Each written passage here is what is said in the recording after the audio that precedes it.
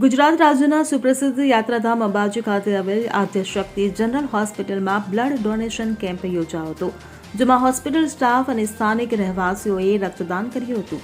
અંબાજીની Adyashakti general hospital આજુબાજુના આદિવાસી અને જરૂરિયાતમંદ વિસ્તારો માટે આશીર્વાદરૂપ સાબિત થશે. હોસ્પિટલને અપગ્રેડ કરીને 100 બેડની સુવિધા આપવાની મંજૂરી મળી છે. આ અપગ્રેડેશનથી દર્દીઓને નિષ્ણાત ડોક્ટરો અને સ્ટાફની સેવાઓનો લાભ મળશે.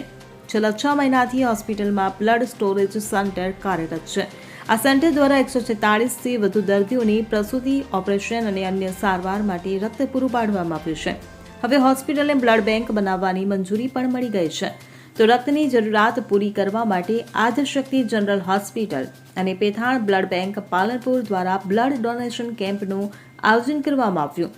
કેમ્પમાં હોસ્પિટલ સ્ટાફ અને અંબાજીના રહેવાસીઓએ રક્તદાન કર્યું હતું.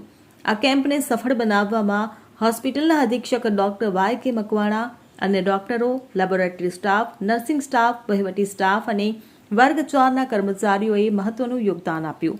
હોસ્પિટલની સેવાઓથી પ્રભાવિત દર્દીઓએ સ્ટાફની કામગીરીને બિરદાવી અને આભાર વ્યક્ત કર્યો હતો. Bureau report CN24 news. હવે જુઓ દેશ દુનિયાની તમામ ખબરો તમારી આંગળીના ટેરવે. ઉઠાવો મોબાઈલ અને Google Play Store પરથી ડાઉનલોડ કરો અમારી CN24 ન્યૂઝ મોબાઈલ એપ.